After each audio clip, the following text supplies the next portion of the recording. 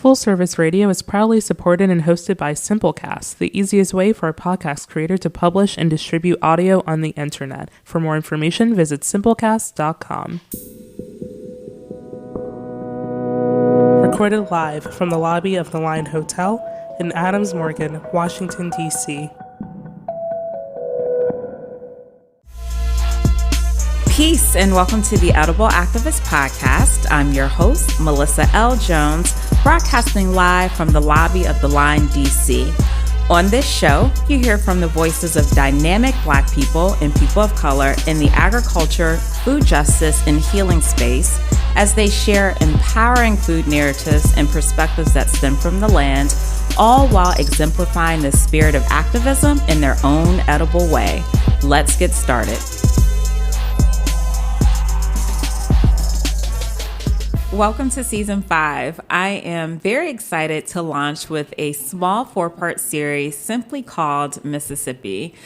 Over the holidays, my family and I took our annual road trip to the SIP, and I was able to casually interview my grandmothers, who I refer to as Grandma and Big Ma, my grandfather, aka Big Daddy, and had a more in-depth conversation with a sheep farmer, Miss Felicia Bell.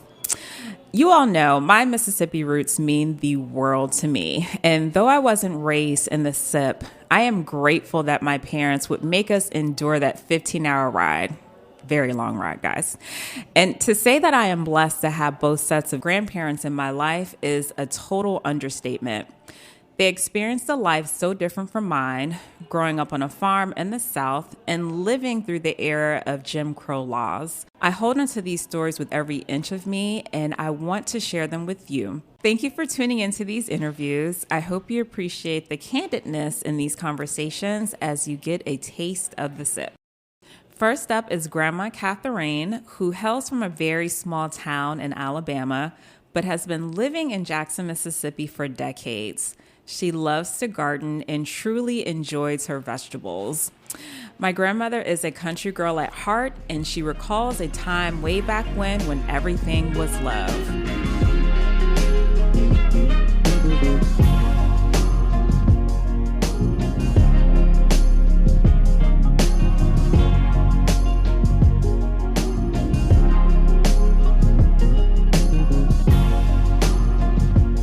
Yes, that's right. I am in Jackson, Mississippi, my birth town, my birthplace, and I am so happy to be here.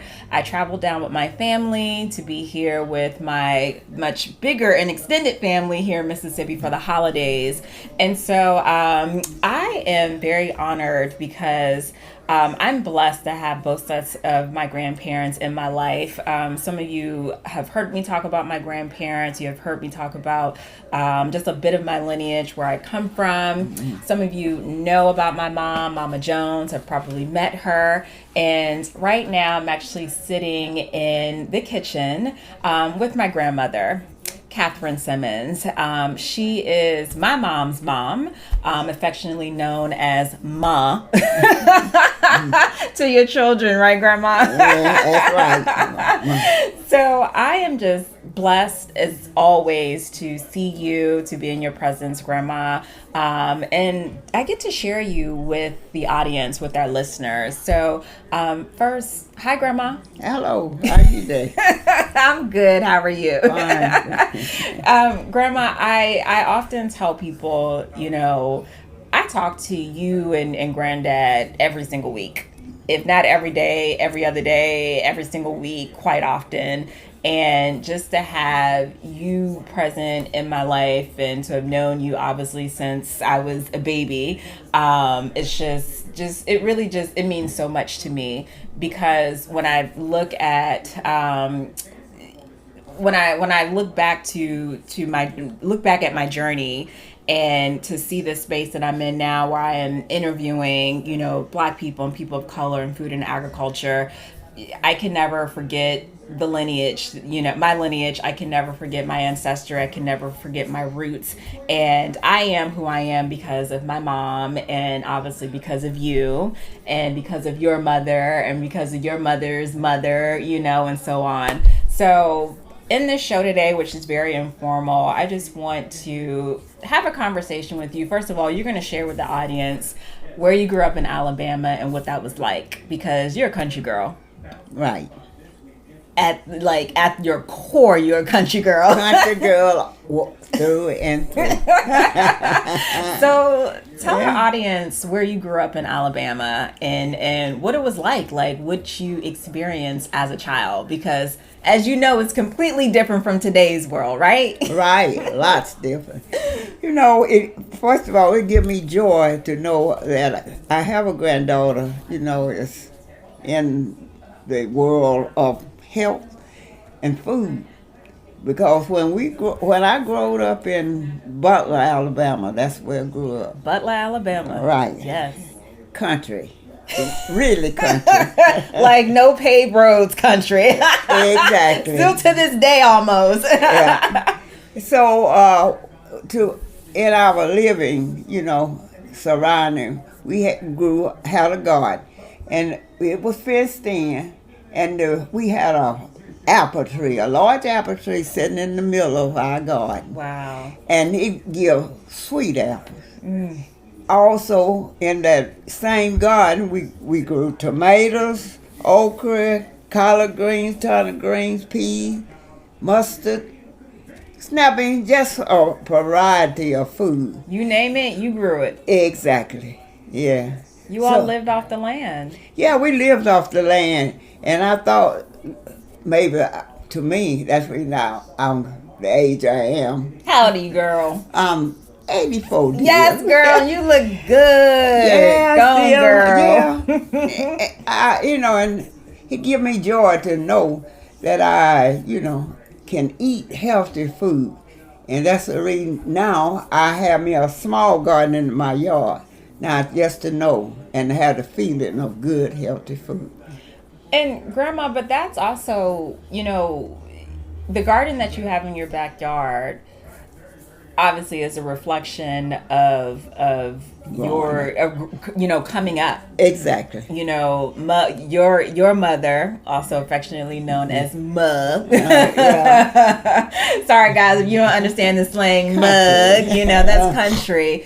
That's what you all knew. And I remember jokingly, maybe a couple months or so ago, I was speaking with you over the phone, and I already knew the answer to this, but I said, Grandma, did you guys grow fruit, growing up? And your exact response was, girl, yeah, that's how we survived. Exactly. Yes.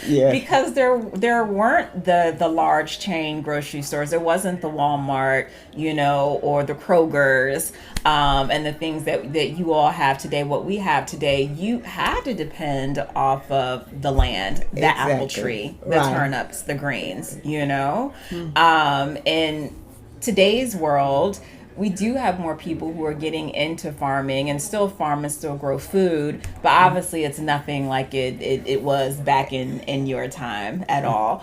But walk us through what the garden looked like, and because I know y'all were out there every day. Yeah. That was the way of life, out in the garden every day. Yeah, because you had to keep it up, get rid of the grass, keep it clean, So when you go out there, you see what you get.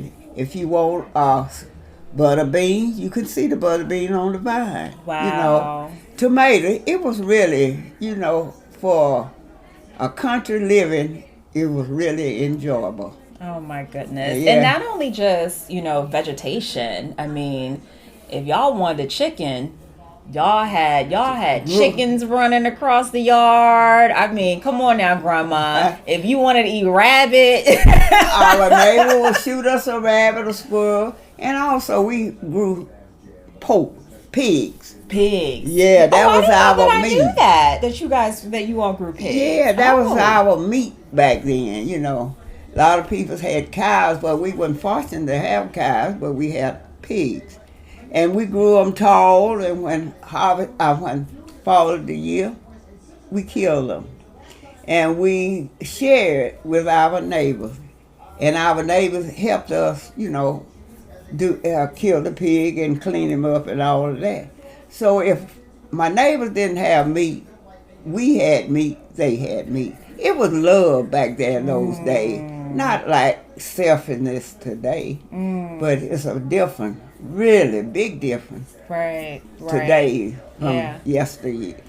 And a word that's tossed around a lot is the sense of community and community building, meaning I build with, this person or my neighbor or this cohort, and it's a word that can easily get lost in translation, and a word that also just tends to mean nothing. People are just saying it. Yeah. And, as someone, I have to admit, I am a territorial person, but I am a person who's very much so open, and I love connecting with people. That's what I love doing. But just back to your statement about, if your neighbor didn't have it, they really did because you had it. Exactly. Or if you didn't have something, you really did have it because your neighbor brought it to you. Uh-huh. And, we live in a world today where we are very territorial. We don't share, we don't, and don't let somebody be pulling a peach or something or an apple from your apple, the neighbor's tree. They're looking at you like, go back over to where you are. But it wasn't like that coming up for you all. It was really, back in then, it was a lot of cooperation, which we don't have it today. And getting along, getting along meant a lot. Right, right. And so earlier you said to me, like, that was love. Yeah, it was love. Peace.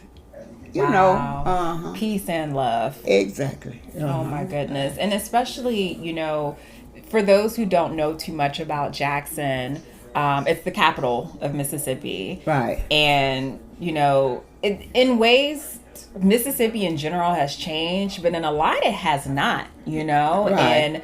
And unfortunately, Jackson is one of those cities where the crime rate is ridiculously high. Exactly. There are no opportunities down here. And I don't want to say none. There are very little, Right. Opportunities down here. So when you have very little opportunities, in an urban city, that really leaves the gate open to crime and drugs and things of that nature. It's almost kind of like this mentality of like, we have nothing to lose, or I'm going to hustle to make my money. It's a different type of hustle. Yeah.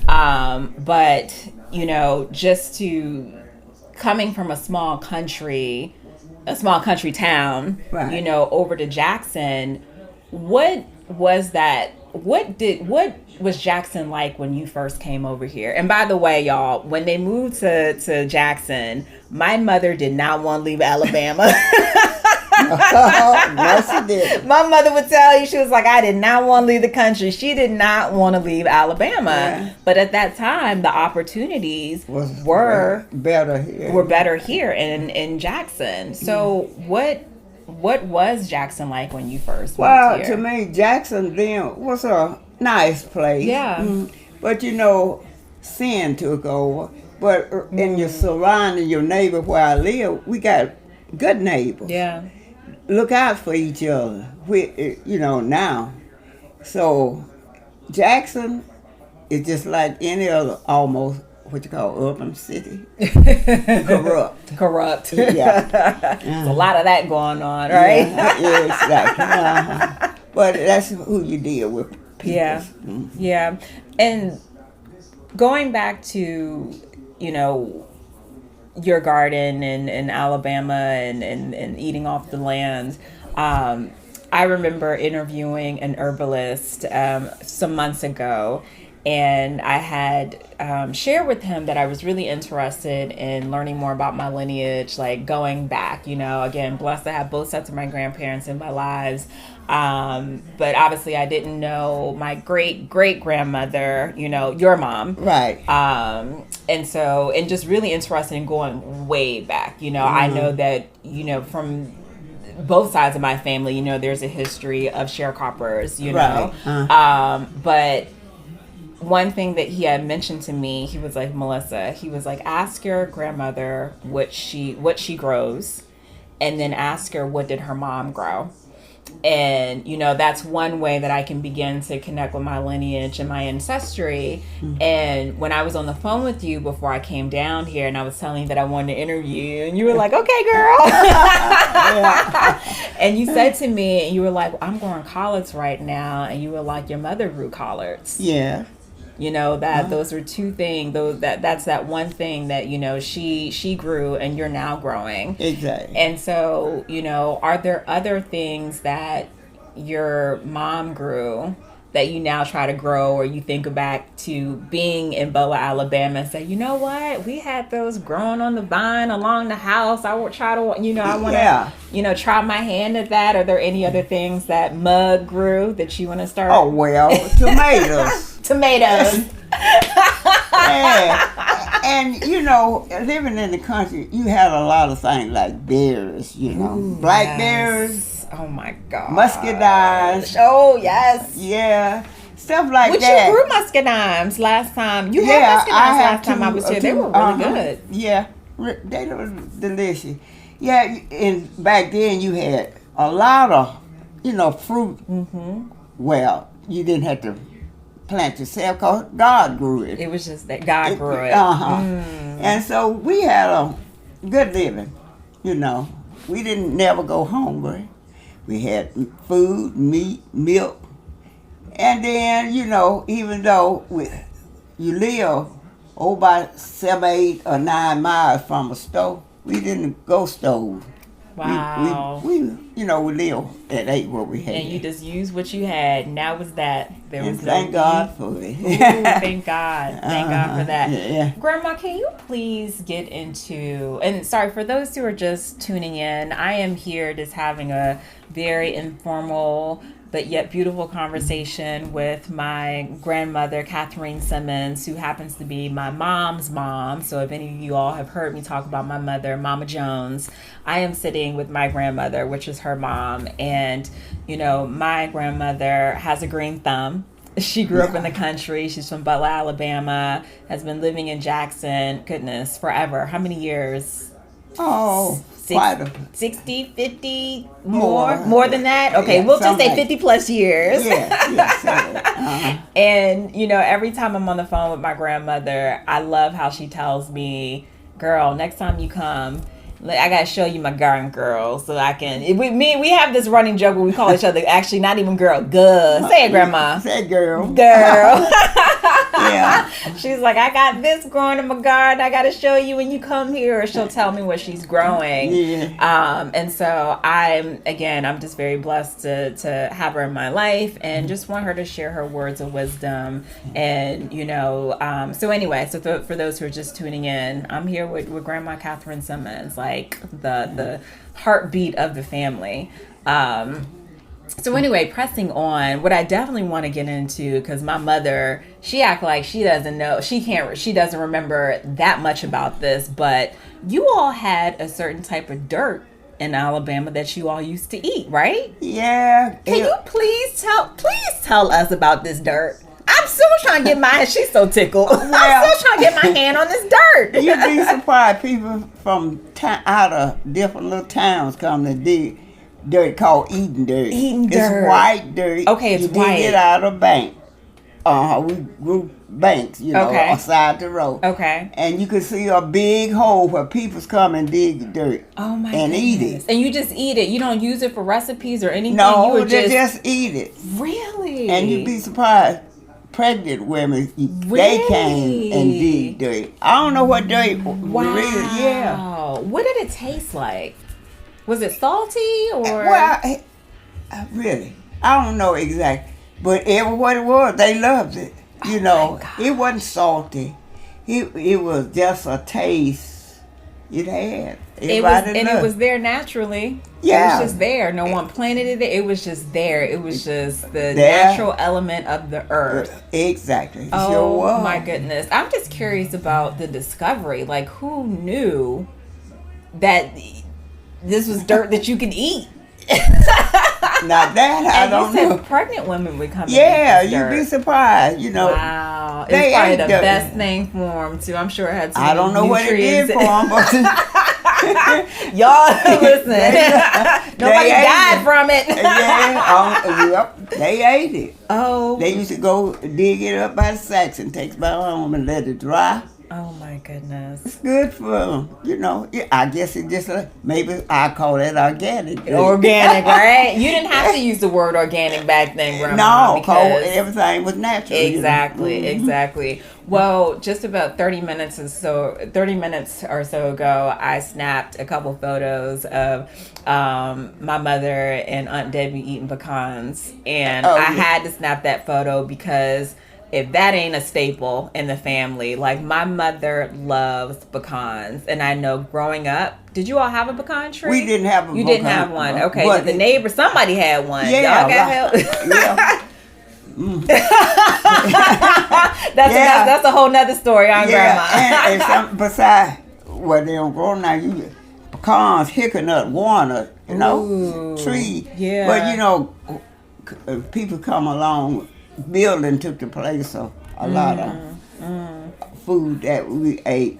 Because, it was good food, nutritional food. Like just like natural. these walnuts you buy in the store, they can fall off a tree, black. Yeah. And let them dry and bust them and pick them out. Oh my goodness. Goody. Good eating. That's my grandmother's like statement. Good eating, girl. Good eating, yeah. Grandma, I love like when I'll call you, right? And we always ask each other, what did you have for dinner? What did you have for lunch? We are famous for doing that. Exactly. And whenever I'll tell you, okay, this is what I have for dinner. Grandma be like, sound like good eating, girl. Yeah. And by the way, Grandma, last night, right, I had some black-eyed peas. And I had some leftover cornbread, and I crumbled up the cornbread and smashed it in black-eyed peas, and I was thinking about you the entire time I was eating them. Good eating, right? Good eating, yes, ma'am. I said she would probably pour a little bit of milk or something in hers, and she had it. I said, good eating, good eating. I'll have me a glass of milk sitting on the side, I know that's eating. right. Right. And you got full off, and that was good for you. Oh my goodness. Mm-hmm. So that's soul food. People try to determine soul food from like the actual like the type of food it is, and I'm like, if you come visit my family, it's rare. People like to associate soul food with like fried chicken and waffles and stuff like that. You actually will never see those dishes in any of my, my family's houses. When you come down here, fried fish is our thing. Right. That's like the staple, Right. Fried fish is our thing. But when we talk about soul food, it really is like food that's just like, It stick to your ribs, but embodies like, the soul, the mind, the spirit, the emotion, and the love that all that pours into it. Like that's soul food. And strength. Yes, Grandma. Yes. Grandma, I don't know if I ever expressed to you that I think I have, that I am on a quest for land. I think a part of me really on this road to discovery and exploration, for my lineage and ancestry, a part of that is me being in this space of feeling like I'm free and have not necessarily have freedom. I guess to me it can be two totally different things, but not really. I'm sure somebody will argue me down about that. But part of that is me really wanting to be connected to a piece of land where home is. Right. So, I've set up all these different alerts and mechanisms, and so I've been getting emails about, different types of land here in Jackson, Mississippi, in Alabama, potentially even looking at Mount Olive, because, that's the side where my other my big ma is from. Right. And really just wanting this deeper sense of connection to home. Right. And I feel like part of that is me having a piece of the land, being connected to land. I know you have a tiny piece of land still in Alabama. Yeah. What advice would you give me, in terms of, or what words of wisdom would you have for me just in trying to search for that piece, acquire that piece of land that really that I want to mean so much more than just the land itself and the deed and the title. Yeah. But that sense of like belonging. Yeah, there's nothing like your own. You know, we always, had a small piece of land. Yeah. My brother and I had a piece, but after he had his life and I came to Jackson, we sold that piece. But I still got a little piece, the place called Lisbon, Alabama. I've been to Lisbon. Yeah, Ooh, it's not hot in August. Yeah, well, nothing like your own. I always like to own something. Yeah. If it's just a little piece Even of just a land, little piece. keep looking, and eventually, I believe that you will find something you will like. Oh my goodness. Well, I keep you. But you got to have some money. I do have that. That's a whole nother, right? Yeah, you gotta have yeah, money. You can have all the faith in the world. I got faith. Yeah. And I pray, but I also need some coins. Exactly. You're right. Money speaks. Money talks. Okay, Exactly. Money does talk. Money does talk. Yeah. Grandma, what are some of your favorite dishes that you like to cook? Well, it depends. I'm a vegetable eater. You are. Yeah. You really are. I love my vegetables. I don't eat much meat as I used to. Every once in a while, I like to say fish and chicken. Yeah. I don't love greens though. Yeah, give me my greens, cabbage, even spinach. I love spinach. You do love spinach. Yeah. You do love spinach. Yeah, at my age, I try to keep healthy as I can, Yeah. and eat right. Yeah. When like you said, soul food. That's it. That's my dish. Don't care for, a lot of folks love macaroni and cheese. I don't. Yeah. But give me my vegetables and a glass of water, a glass of milk, a glass of tea. Yeah. You know, Grandma, I appreciate so much about you, but the one thing that really sticks out is that, even though we tell you all the time, Grandma, like, take it easy, rest your bones, especially, since, we're in a different time and place, where, Granddad, is not as mobile as he used to be, but still grateful that he can get around, go to church, just thank God for the services that are out there to help transport, citizens around and those with mobility issues. But y'all, my grandmother works out. She's 84. She goes to the gym. She walks. Okay. Again, she loves her vegetables. Yeah. Grandma know how to use a computer. She don't text all the time. I will get this random text, and we laughed about this earlier today, Grandma. Like once every 3 months, like she'll send this random text message. It's just random, like, "Hey girl, how you?" That's exactly what it says. Yeah, and she doesn't respond back because she doesn't know how to respond back. Yeah, new phone. I got to get that. Girl, we gotta work that flip. Yeah, we got to work it. But I appreciate that because nothing has ever stopped. I mean, yes, you've been retired for quite some time, but I see you read. I know you read your Bible all the time. We quote scriptures together. Yes. My grandmother has a little voice over there. She be singing. Yeah. But you've always have kept your joints moving, even if they have been hurting. You always kept your mind going and reading. And that's really important. And food obviously is very important to our health. Like that's extremely important. But if we're just eating and we're just not moving and just sitting there and no mobility whatsoever, that's not healthy. No, that's how you get old. That's how you get old, right? That's how you get old, Grandma. Yeah. So I really appreciate that about you. And I say, God willing, as he continues to allow me to fulfill my purpose and I get up in age and become much wiser, I'm like, I want to be just like my grandma when I grow up, okay? Yeah, well. Still has her garden, still go to the gym. You go to the senior citizen building, you do the garden over there. Go to church. Church, yes. Can't forget that. You go to church. So that is just amazing. Yeah. That is just so amazing.